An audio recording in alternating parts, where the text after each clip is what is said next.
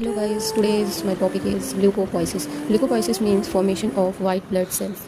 हमारी बॉडी में कैसे WBC बनता है, उसमें क्या क्या चीज़ें होती हैं, स्टेप्स क्या होते हैं, सारी चीज़ें हम पढ़ेंगे ल्यूकोपोइसिस में। ल्यूकोपोइसिस क्या होता है? एक प्रोसेस होता है जिसमें formation and development of WBC from haemopoietic stem cell से हमारे जो बोन मैरो में है वहाँ बनता है। ठीक है, WBC हमारे लिए जरूरी क्यों है? ये हमारी इम्यूनिटी को डिफेंस मैकेनिज्म में काम करता है, इन्फ्लेमेटरी रिस्पॉन्स देता है। ठीक है, और जो हमारी WBC होती है वो 5 तरीके की होती है। एक neutrophil, basophilic, monocyte, eosinophilic and lymphocytes होती हैं। साइट ऑफ ल्यूकोपोइसिस हम लोग पढ़ते हैं तो पहले तो जो हमारा प्रीनेटल साइट्स होते हैं, हमारे योग सेल्स होते हैं, लीवर एंड स्प्लीन होता है, फिर बोन मैरो होता है। फिर हमारा था पोस्ट नेटल साइट जो कि हमारी मेन साइट में बनता है, जो कि बोन मैरो होता है, रेड बोन मैरो जो कि हमारी vertebrae, ribs, sternum, pelvis, proximal ends of femurs and humerus. फिर लिम्फोइड टिश्यूज के अंदर भी बनता है जो कि लिम्फोसाइट्स के लिए होता है, जहाँ पे थाइमस, स्प्लीन, लिम्फ नोड्स होते हैं, टॉन्सिल एंड पैचेस होते हैं। फिर हीमोपोइटिक स्टेम सेल्स क्या होता है? ये ब्लड सेल का origination multipotent haemopoietic stem cell होते हैं, जहाँ से ओरिजिनेट होता है हमारी जो भी सेल्स बॉडी के बनते हैं।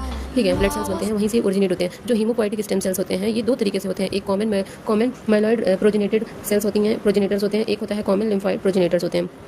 इसका रेगुलेशन कैसे होता है? ल्यूकोपोइसिस का रेगुलेट कौन करता है? इसको जो है कंट्रोल करता है हमारा साइटोकाइनेस एंड ग्रोथ फैक्टर्स। इसमें हमारे कुछ ग्रेनुलोसाइट कॉलोनी स्टिमुलेटिंग फैक्टर्स होते हैं, granulocyte macrophage colony stimulating factors होते हैं, और कुछ इंटरल्यूकिन्स होते हैं जो कि इंटरल्यूकिन 3, 5 और 7 का यूज़ किया जाता है। फिर हम पढ़ते हैं ग्रेनुलोपोइसिस क्या होता है, मेलोपोइसिस जिसको बोलते हैं, जिसमें कि ऐसे सेल्स जो बनते हैं जो जिसके अंदर ग्रेनुल्स होते हैं, जैसे कि न्यूट्रोफिल्स, स्नोफिल्स एंड बेसोफिल्स होते हैं। इसकी लिंकेज पाथवे कौन से कैसे होती है? सबसे पहले हीमोपोइटिक स्टेम सेल्स होता है, उसके बाद से माइलॉइड प्रोजेनेटर्स होते हैं। किसी भी सेल्स को फॉर्मेशन करने के लिए, शुरू करने के लिए हमारा प्रोजेनेटर सेल्स होती हैं, हर किसी के अलग अलग होती हैं। ठीक है, फिर उसके बाद माइलोब्लास्ट बनता है, फिर प्रोमाइलोसाइट्स होते हैं, फिर मेटामाइलोसाइट्स होते हैं, फिर बेंड सेल बनते हैं, फिर वहाँ से हमारे एक मैच्योर ग्रेनुलोसाइट बनता है। जो हम सबसे पहले न्यूट्रोफिल्स के बारे में पढ़ते हैं कि न्यूट्रोफिल्स कैसे डेवलप होता है हमारी बॉडी में। ठीक है, ये इसमें भी स्टेप्स होते हैं। ठीक है, 4-5 स्टेप्स हैं, उसको हम पढ़ेंगे। सबसे पहले इसमें माइलोब्लास्ट बनते हैं। माइलोब्लास्ट क्या होता है? एक लार्ज साइज का सेल्स होता है जिसका डायमीटर लगभग 15 से 20 सेंटीमीटर माइक्रोमीटर होता है। ठीक है, ये जो होता है ये इसके अंदर जो न्यूक्लियस होता है बहुत बड़ा होता है, जो कि पूरा जो सेल्स होता है ना उसको कंप्लीटली फिल किया होता है। जो पेरिफेरल होता है पूरा साइटोप्लाज्म। ठीक है, न्यूक्लियस कंटेन 1 to 5 न्यूक्लियाई। जो न्यूक्लियस होता है उसके अंदर 1 से 5 न्यूक्लियाई प्रेजेंट होते हैं।